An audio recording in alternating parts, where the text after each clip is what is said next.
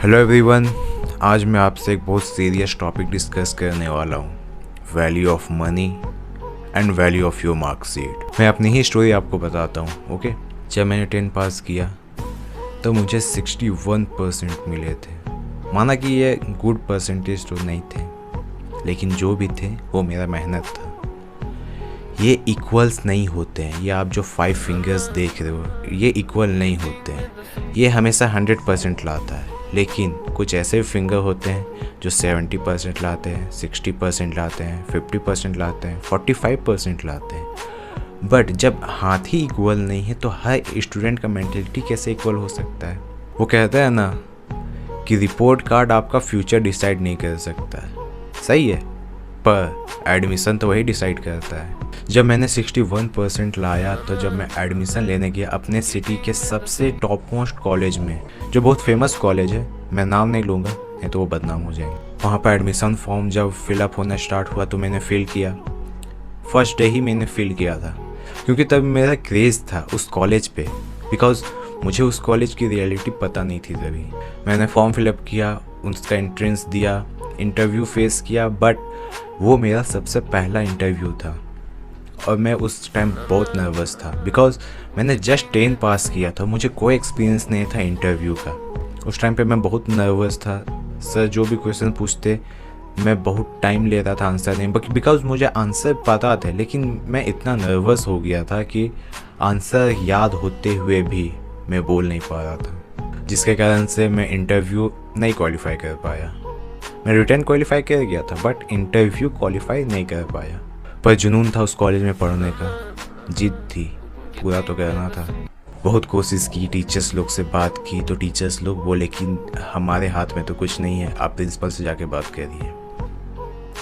मैं अपने डैड को लेके प्रिंसिपल के पास गया, दिन भर वेट किया। प्रिंसिपल अपने ऑफिस में थे, एडमिशन टाइम था तो वो बिजी थे, तो बाहर मैं वेट कर रहा था कब वो बाहर आएंगे तो मैं उनसे बात करूँगा। जब वो बाहर आए तो मैं और मेरे पापा उनसे बात करने गए। पापा बोले, सर रिटन क्वालिफाई कर गया, परसेंटेज भी ठीक ठाक है, तो प्लीज़ एडमिशन ले लीजिए। प्रिंसिपल बोलते हैं, कितना परसेंट बाबू?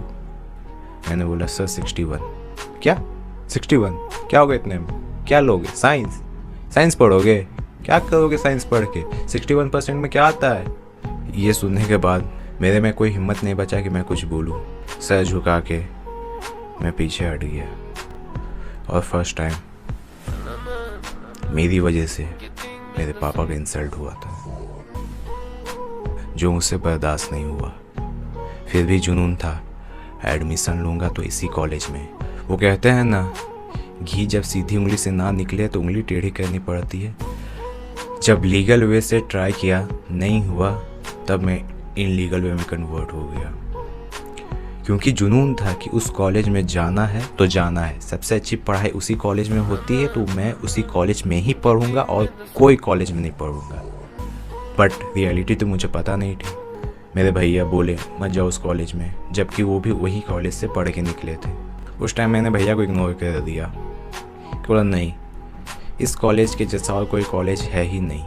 वो कहते हैं ना, ख्वाबों की दुनिया, मैं ख्वाबों की दुनिया में जी रहा था कि इस कॉलेज के जैसा कोई कॉलेज है ही नहीं। मैं इसमें एडमिशन नहीं ले पाया तो मतलब मेरा पढ़ाई वेस्ट हो जाएगा, मेरा लाइफ वेस्ट हो जाएगा। तो मैंने बहुत हाथ पैर चलाए, इधर उधर, कहीं से जुगाड़ हो जाए, कहीं से एडमिशन हो जाए। तो लास्ट में मैंने पैरवी लगवाया।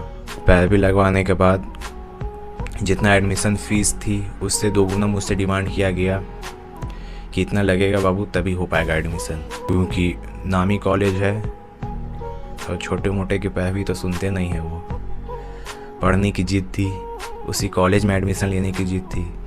मेरे पापा बोले ठीक है, दे दो कोई बात नहीं, मेरे बेटे का फ्यूचर बन जाए, इससे बड़ी दौलत कुछ है क्या। पापा भी तैयार हो गए, मैं भी तैयार हो गया कि मैं उस कॉलेज में एडमिशन ले पाऊँगा। अब उसके बाद डोनेशन देने के बाद जब मैं एडमिशन के लिए गया प्रिंसिपल ऑफिस में, प्रिंसिपल ने खुद बोला, कम इन एंड सिट हियर। मैं गया, बैठा।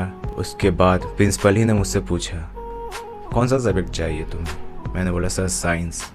प्रिंसिपल बोले ओके। उन्होंने एक कार्ड पे साइन किया, मेरा रोल नंबर पुट किया, मेरा नाम लिखा, बोला ये रहा आपका एडमिशन कार्ड, आप जाइए काउंटर में जाके इसे दिखाइए, बुक्स कॉपीज़ और आपके ड्रेस आपको मिल जाएंगे। उस दिन मुझे रियलाइज़ हुआ कि मार्कशीट की वैल्यू पैसे से कम है।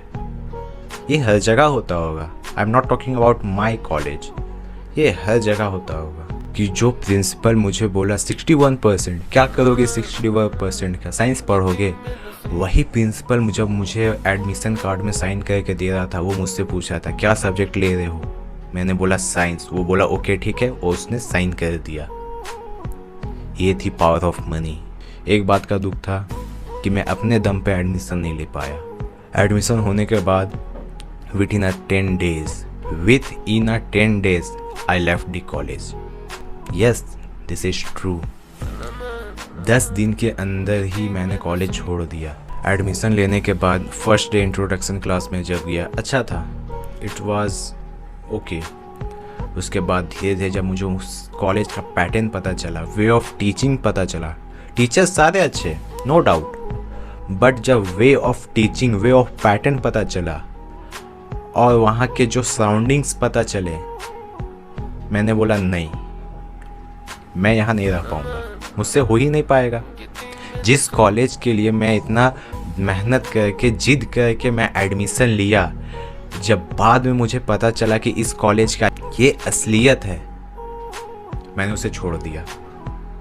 बहुत बड़ा डिसीज़न था उस टाइम मेरा कि उस कॉलेज को छोड़ना, क्योंकि पहली बात तो पैसे इतने लग गए थे कि छोड़ने का नाम से ही बहुत, मैं सोचा तो पता नहीं घर वाले क्या बोलेंगे, इतना पैसा लग गया है, ऊपर से इतना मेहनत करके एडमिशन हुआ है और तुम बोल रहे हो कि कॉलेज छोड़ देना है। जब मैंने अपने पापा को अपने सारा प्रॉब्लम्स बताया, पापा बोले ठीक है बेटा, कोई बात नहीं, दूसरे कॉलेज में एडमिशन ले लो। मेरा पावर मेरे पापा थे। उन्होंने जब मुझसे कहा कि दूसरे कॉलेज में एडमिशन ले लो, तब मैं पूरी कंफर्म वे से कॉलेज को छोड़ दिया। वो कहते हैं ना, नाम बड़े दर्शन छोटे, उसी टाइप का कॉलेज था। मुझे वहाँ का वे टीचिंग ऑफ पैटर्न नहीं समझ में आया। मैं ज़्यादा उसको एक्सप्लेन भी नहीं करूँगा, मैं किसी को बुरा या भला नहीं बोल रहा हूँ, मेरा जो खुद का एक्सपीरियंस था मैं वो शेयर कर रहा हूँ। ऐसा सिर्फ मेरे ही साथ नहीं, ना जाने कितने बच्चों के साथ हुआ होगा। कितने बच्चे जो अच्छे कॉलेज में पढ़ना चाहते होंगे, बहुत मुश्किल से पहुंच भी गए होंगे, लेकिन जब बाद में पता चला कि कॉलेज का नाम कुछ और है और वहाँ का वे ऑफ टीचिंग कुछ और है, तब उन बच्चों के जो दिल में गुजरती है वो मुझे बहुत अच्छे से पता है। एक बच्चा क्या चाहता है, सुंदर क्लास, एसी लगा हुआ है, नहीं, एक क्वालिटी एजुकेशन चाहता है, एक वेल पैटर्न टीचिंग एजुकेशन चाहता है। पर ये सब कुछ उस कॉलेज में नहीं था और मैंने उस कॉलेज को छोड़ दिया। उस कॉलेज को छोड़ने के बाद मैं एक नॉन अटेंडेंस कॉलेज में एडमिशन करवाया और घर पे प्रिपरेशन स्टार्ट कर दिया। कोचिंग्स जाता था, कोचिंग में पढ़ता था और घर में ही पढ़ता था। मैंने अपने रूम को ही क्लासरूम बना दिया था कि मेरे लिए मेरा क्लासरूम मेरा रूम ही है। This is a difference between value of your results and the value of your money. वो कहते हैं ना, पैसा सारी बोल सिखा देता है। It's true nowadays. जो मेरे साथ हुआ वो मैक्सिमम बच्चों के साथ हुआ होगा, ये मुझे पता है। सो ये थी मेरी कहानी। आई होप आप लोगों को अच्छी लगी होगी। Thank you.